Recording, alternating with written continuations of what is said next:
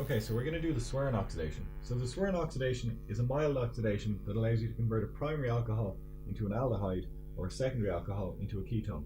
It's much more useful generally for primary alcohols because when you oxidize a primary alcohol, it's very difficult to control it that it doesn't go to a carboxylic acid when you're using a selective methodology like this. The oxidizing agent used is dimethyl sulfoxide, and also in the reaction you require two equivalents of triethylamine, a mild base, and one equivalent of oxalyl chloride, so the bis chloride or the bis acid chloride of oxalic acid. There's a few things to note about this reaction. It has to be done at a very low temperature. If you heat it up beyond about minus 60 degrees, you tend to get a rearrangement product or a different product rather than the one that you would want. The other hazards with this reaction, if you use the oxalyl chloride, you'll end up with producing carbon dioxide and carbon monoxide, as we'll see as we go through the mechanism. And then eventually, since this is our oxidizing agent, it will be reduced to dimethyl sulfide, which is an incredibly unpleasant gas. It's toxic. It also smells incredibly strongly at very small concentrations, and it's volatile, so it's very hard to contain. So there's been a number of adaptations of this reaction. Some involve replacing the oxalyl chloride with things like trifluoroacetic acid or just acetic acid. And Swern was in fact not the first person to use DMSO in this kind of mechanism. His was really the most famous, which is why it's generally called the Swern oxidation, but more generally referred to as DMSO or sulfoxide based oxidations. So you can replace the DMSO then with other alkanes. It doesn't necessarily need to be dimethyl, and if you make one of these a much longer alkane, it will be less volatile and much easier to deal with. Or you can replace it with something with other functional groups on it that also allow you to clean up the reaction more easily, but without affecting the overall reactivity of the reaction. But with that said, let's get started. So initially the alcohol and the amine aren't in the reaction, and the reaction starts between the oxidizing agent DMSO and the activating agent oxalyl chloride. And as you might imagine, the oxygen attacks the carbonyl carbon. Now, it doesn't matter which because they're identical, so let's draw it in. The oxygen forms a new carbon-oxygen bond and forms a tetrahedral intermediate, the same as every time you ever attack a carbonyl. What's it going to look like? Well, draw out everything that we had.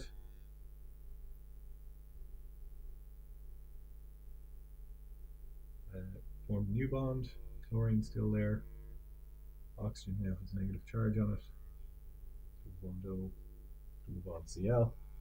And then, as with an awful lot of these attacks of carbonyl carbons, you're going to reform your tetrahedral intermediate. You're going to take your tetrahedral intermediate and reform your carbon-oxygen double bond and kick out your leaving group. And if we do that, what we have now is our DMSO has now a very good leaving group in it, which is going to be favoured to leave both enthalpically and entropically, and we have a chloride which is going to attack at that sulfide. So our chloride attacks, forms a new chlorine-sulfur bond.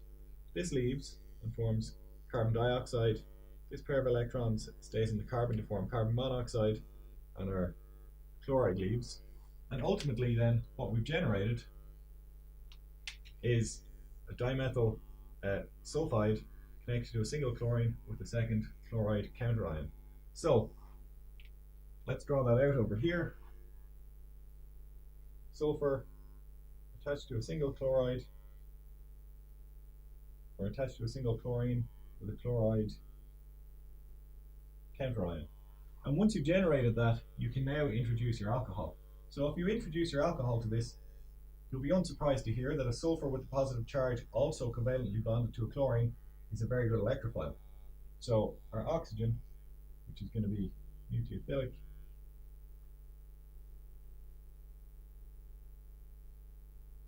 attack that, displacing the chloride.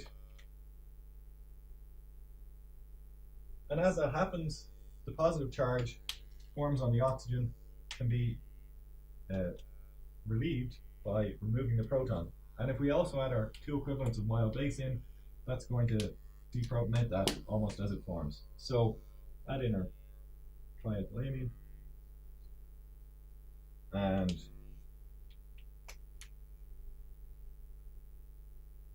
deprotonate. And the net result of that is that we now have our sulfur is now bonded to the oxygen of the alcohol. We have the hydrogen is now bonded to the TEA. Sorry, that's lost its lone pair. That's now a positive charge. And it takes out one of the chlorides with it. This one.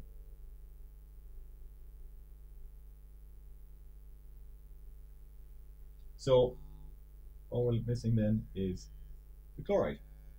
So we've just done a very simple SN2 reaction, and we've mopped up the one equivalent of the TA has mopped up the hydrochloric acid that's produced as a result. The oxidation step then comes in. So we have to remember there's a second equivalent of triethylamine, so I'll draw in here. So there's a second equivalent of triethylamine that I've drawn in here, and it's going to come along and deprotonate next to the sulfur. It might be tempting to deprotonate next to the oxygen, but mechanistic studies have shown that it's next to the sulfur that gets deprotonated. And you can think about why that might be in terms of being able to be stabilized by the positive charge as well. In any event, let's remove one of those protons, new nitrogen-hydrogen bond, and the negative charge is going to remain on that carbon. And let's see what we have.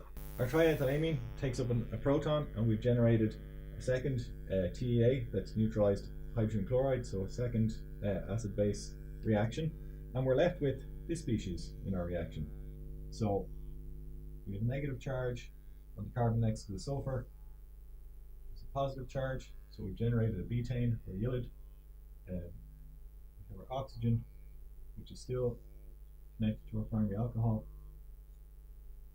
And ultimately, what we're trying to do is make the oxidation happen. So this is the only bit that might be described as a little bit different or tricky. These steps, attacking a carbonyl-carbon, kicking out a leaving group, that's very understandable. Doing an SN2 reaction, decomposing that to give you carbon dioxide and carbon monoxide, that's relatively straightforward. This again, another SN2 reaction, acid-base, acid-base, you've got to remember which proton to take. But finally then when we get to the last step, this is possibly outside the normal things that you see when you're doing reactions. So this is going to deprotonate one of those protons. This pair of electrons is going to form a new carbon-oxygen double bond. We've done our oxidation. And this pair of electrons, well, oxidation is lost, reduction is gained. This is being reduced. It's got that pair of electrons back to it. And the net output of all of that is that we end up with dimethyl sulfide. It's two lone pairs in the sulfur. You can draw that hydrogen in just for clarity. And our alcohol has been converted into double bond to the oxygen, an aldehyde. Now, we've made our aldehyde. Why does the reaction stop there? Well, like I said at the beginning, the selectivity in this reaction is because this is not as good a nucleophile as the alcohol. So the alcohol is going to react in preference to the aldehyde, which is generated, and our reaction is stuck at the aldehyde. So it's a great way of producing aldehydes. It has some drawbacks, but it's very frequently used, especially on a smaller scale. I hope that helps. If you have any questions, ask me in class or post questions below. That's all for now. Bye.